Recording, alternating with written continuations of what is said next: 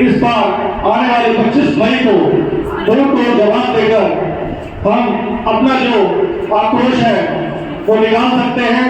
और बहुत ही स्थानीय प्रत्याशी भाई कुलदीप कुमार जी को हमारे बीच इंडिया गठबंधन के उम्मीदवार के रूप में भेजा गया है, जो एक कर्मठ कार्यकर्ता ही नहीं, एक अच्छे नेता भी है, पहले काउंसलर, उसके बाद विधायक और अब लोकसभा प्रत्याशी के रूप में हमारे बीच है, जो सिद्ध करता है कि पार्टी उनमें विश्वास रखती है, जनता उनमें विश्वास रखती है।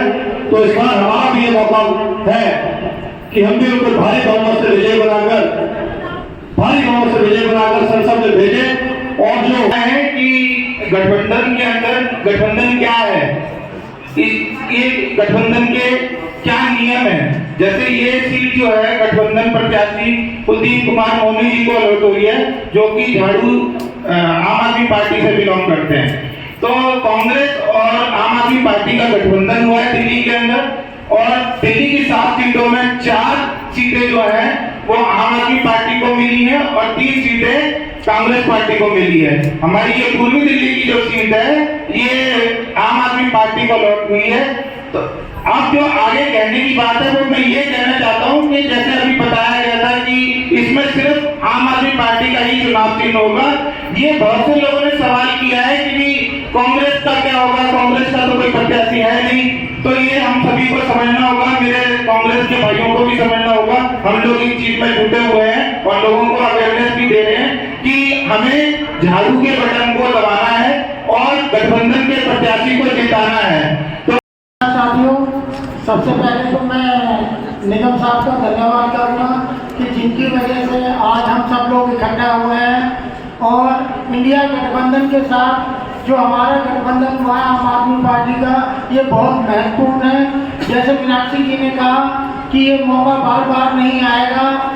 हम दोनों पार्टियों को मिलकर अपने भेदभाव मिटाकर सिर्फ कुलदीप भाई साहब का ध्यान रखें, कुलदीप मोनू जी का, जो वाकई में इतने बढ़िया कैंडिडेट है। 3 साल वो काउंसलर रहे, पार्टी ने उन्हें अच्छा समझा, उन्हें जो है विधायक की टिकट दी, फिर वो पिछले 4 साल से विधायक है। तो यानी कि पार्टी जानती है कि कौन आदमी जमीन पे काम कर सकता है, कौन नहीं कर सकता। गुजारिश है, जैसे मीनाक्षी जी ने कहा कि ये मौका बार बार नहीं आएगा, कृपया करके सब लोग मेहनत करें। ज़्यादा टाइम नहीं रह गया, लगभग 1 महीना है। अगर 1 महीना हम अब थोड़ी सी मेहनत कर लें तो सांसद हमारा ही होगा। धन्यवाद। अल्फाज आप लोगों से कहूँगी कि हमें बहुत ही जुझारू, मेहनती कुलदीप कुमार के रूप में एक सांसद देने जा रहे हैं हम इस एरिया को। तो बहुत ही इस टाइम हमारे लिए मौका है कि हम सब मिलकर इनको जिताएं, क्योंकि हमें संविधान को बचाना है, हमें बेरोजगारी से निजात लेनी है, हमें महंगाई से निजात लेनी है। हमारे युवा आज हजारों की तादाद में बेरोजगार है। हमें किसानों के हक में वोट करना है। हमें अपने एरिया को देखना है कि किस तरह हमारे एरिया को निगलेक्ट किया गया, कुछ काम नहीं हो रहा। और हम लोगों को कांग्रेस हो या आम आदमी पार्टी के सभी लोगों से निवेदन करना चाहती हूँ कि मुझे बिल्कुल नहीं बोला जा रहा, मैं फिर भी कोशिश कर रही हूँ। मैं आप लोगों से मैं विनती भी करती हूँ और गुजारिश भी कर रही हूँ कि बहुत बहुमत से अपने एरिया से हम इन्हें जिता कर भेजें। और हर लोगों का फर्ज है, हर आदमी का ही फर्ज बनता है कि अपनी गली की जिम्मेदारी को उठा लें। अपने एरिया की 5-5 गली आप लोग ले लें और ये कोशिश करें कि अपने एरिया के वोट डलवा दें। सबसे मेन चीज़ ये कि अपने एरिया के अगर हम वोट पोल कराते हैं तो फिर हमें ज़रूरत नहीं कि हम इधर उधर भागें। 4-4 गली आप ले लीजिए। हमारी भी जिम्मेदारी, आप सब लोगों की ये जिम्मेदारी बनती है, तो हम बहुमत से जिता कर दे देंगे।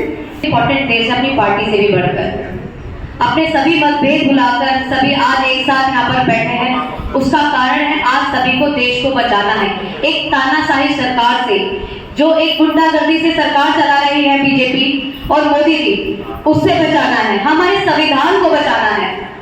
और देश में आज आप देख रहे हैं जिस तरीके से महंगाई दिन प्रतिदिन बढ़ती जा रही है, गरीब गरीब होता चला जा रहा है, बेरोजगारी बढ़ती चली जा रही है, महिलाओं के साथ अत्याचार हो रहे हैं, जो महिलाएं हैं वो न्याय के लिए दर दर भटक रही हैं। किसान देखिए एक एमएसपी के लिए आंदोलन करना चाहते हैं तो उनके लिए उनके साथ आतंकवादियों जैसा व्यवहार किया जाता है। हमारे युवा जो देश के लिए कुछ करना चाहते थे, जो सेना में जाना चाहते थे, उनको अग्निवीर योजना लाकर देखिए उनका कैसे हाल कर दिए हैं कि 4 साल बाद वो रिटायर भी हो जाएंगे। 4 साल तो उनको ये लगा लीजिए तैयारी करने में ही लग जाते हैं। आज देश के बहुत बड़े मुद्दे हैं। आज हमारा देश कर्जे में डूबता चला जा रहा है।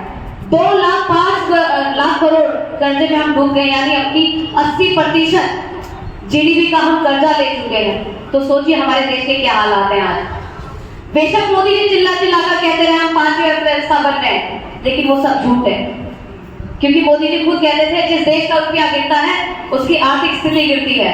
तो आज रुपया गिर रहा है ना गिर रहा है, तो एक अनपढ़ आदमी भी बता सकता है कि अगर आज रुपया गिर रहा है तो देश की इकोनॉमी किस गत में जा रही है। आज देश में आप देखिए चीन पे कब्जा हो रहा है हमारी जमीनों पर, लेकिन मोदी जी में हिम्मत नहीं कि आवाज उठा सके। मणिपुर में हमारी बहनों के साथ इतने अत्याचार हुए, हमारी बहनों को नग्न अवस्था में घुमाया गया, उनके साथ सरेआम बदतमीजी हुई, लेकिन हमारे मोदी जी के मुंह से शब्द नहीं निकला। स्मृति ईरानी जो खुद एक महिला है और महिला विकास मंत्री हैं, उनके मुंह से भी एक शब्द नहीं निकला। तो सोचिए हमारा देश की स्थिति आज क्या है।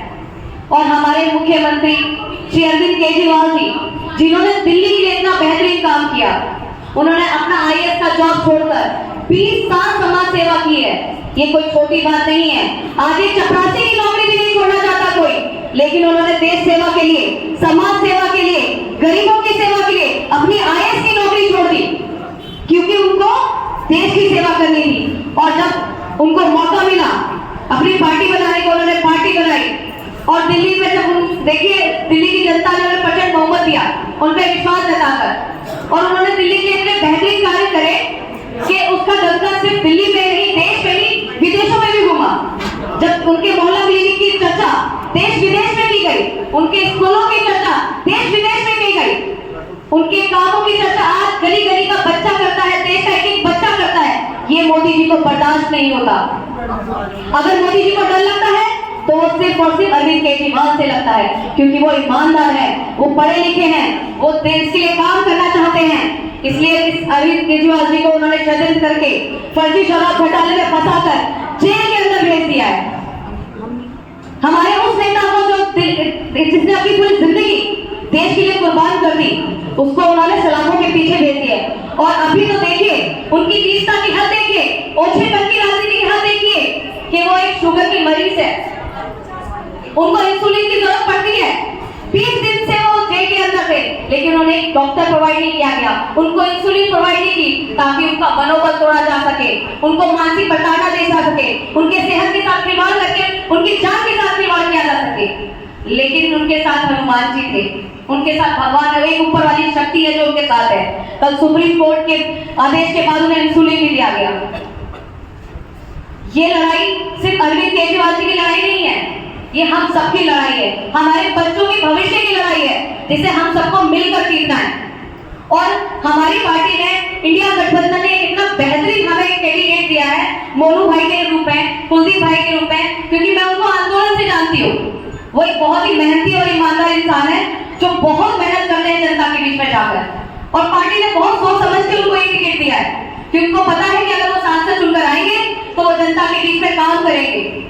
जिस तरीके से आम आदमी पार्टी काम करती है, उस तरीके से वो आम आदमी पार्टी का नाम रोशन करेंगे।